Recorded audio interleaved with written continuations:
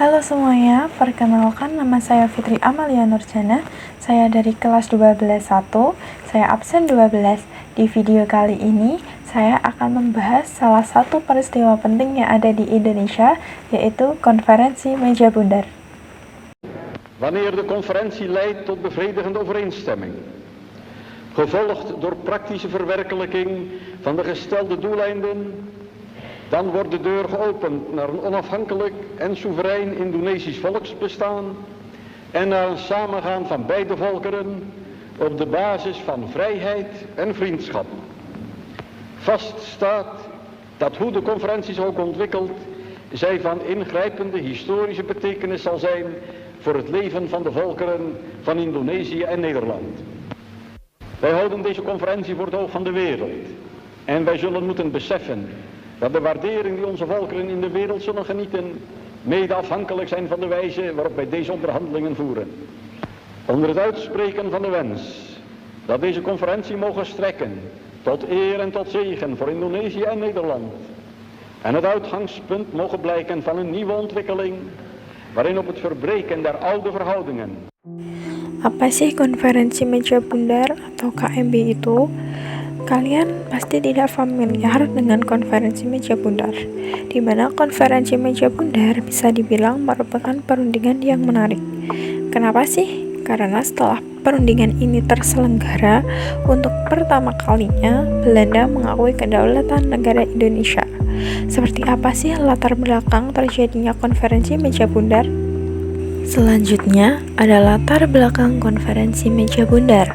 Seperti yang saya paparkan, Konferensi Meja Bundar ini berhubungan dengan agresi militer, Perjanjian Linggarjati, Perjanjian Renville, dan Perjanjian Romroyan.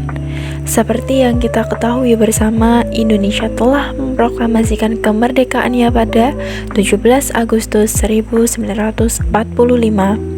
Namun, Belanda masih enggan mengakui kemerdekaan tersebut dan tetap berambisi untuk menguasai kembali Indonesia. Sebaliknya, mereka berusaha merebut kembali Indonesia melalui berbagai cara, baik secara militer maupun diplomasi.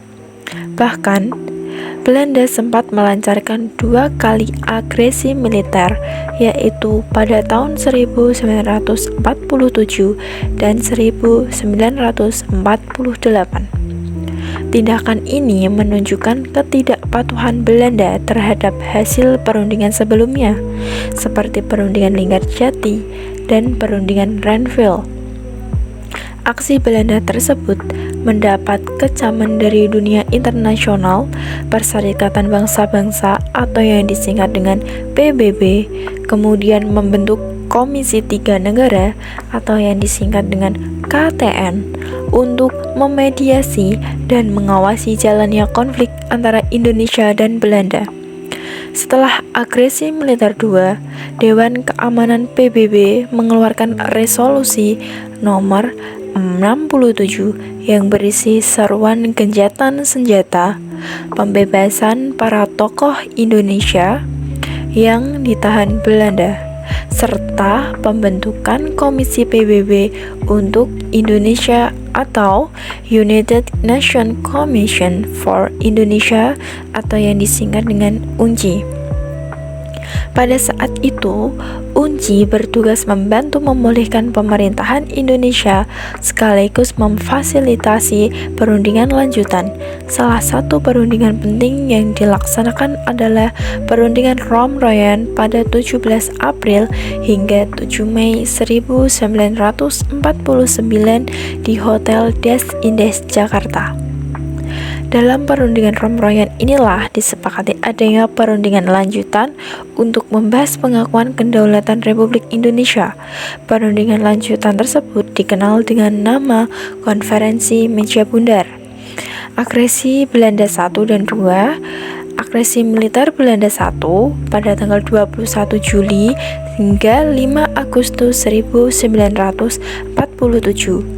di mana Belanda mengakhiri perjanjian Linggarjati dan menyerang wilayah Indonesia yang dikuasai Republik. Agresi militer Belanda II pada tanggal 19 Desember 1948, Belanda menduduki Yogyakarta, ibu kota Republik Indonesia, dan menjaring para pemimpin nasional seperti Soekarno, Muhammad Hatta, dan Sultan Syahrir.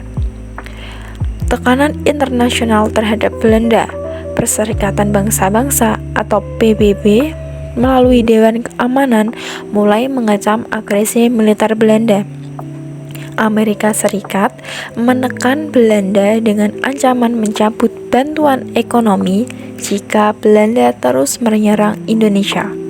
Konferensi Inter-Indonesia pada tahun 1949 menyatukan berbagai wilayah Indonesia dalam menghadapi perundingan pengetahuan dengan Belanda. Setelah tekanan internasional semakin besar, Belanda akhirnya menyetujui untuk berunding dalam konferensi meja bundar yang diadakan di Den Haag, Belanda dari tanggal 23 Agustus hingga 2 November 1949. Beberapa tokoh yang terlibat dalam konferensi meja bundar dengan perwakilan dari Indonesia, ada Ketua Delegasi Indonesia yaitu Muhammad Hatta, serta Wakil Ketua yaitu Mr. AK Pringgodikdo, dan Sekretaris 1 Prof. Mr.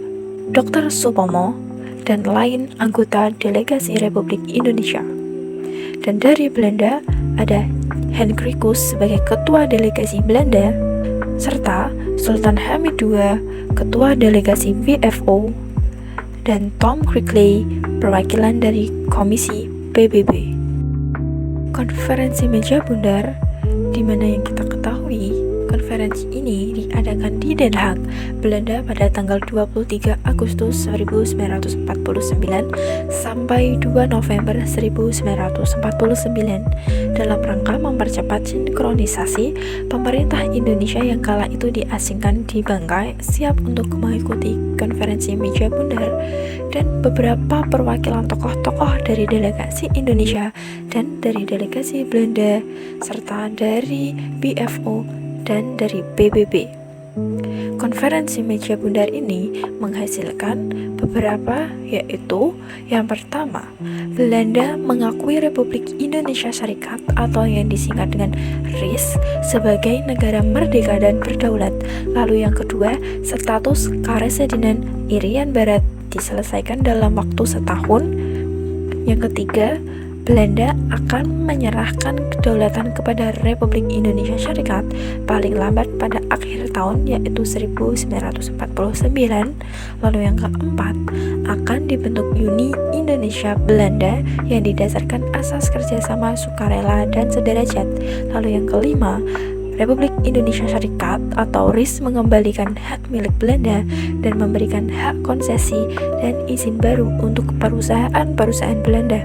Lalu yang terakhir, Republik Indonesia harus membayar semua hutang Belanda yang ada sejak 1942. Dampak dari konferensi meja bundar bagi Indonesia, yang pertama, mendapat pengakuan kedaulatan kemerdekaan dari Belanda.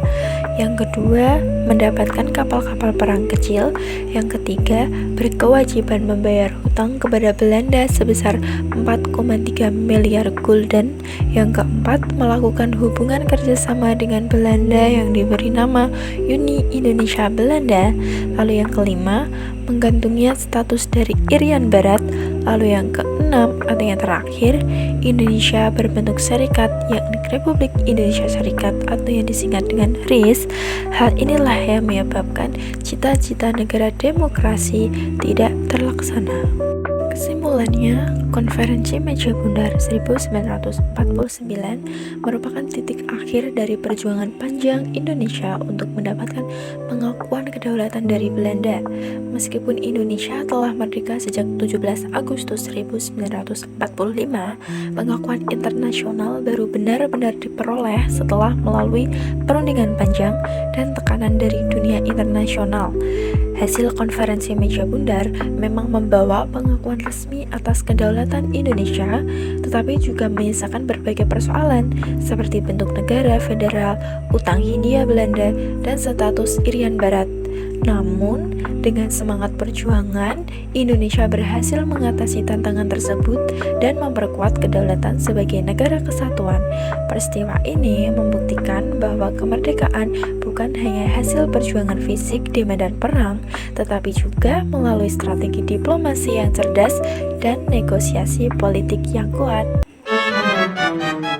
Demikian penjelasan tentang konferensi meja bundar.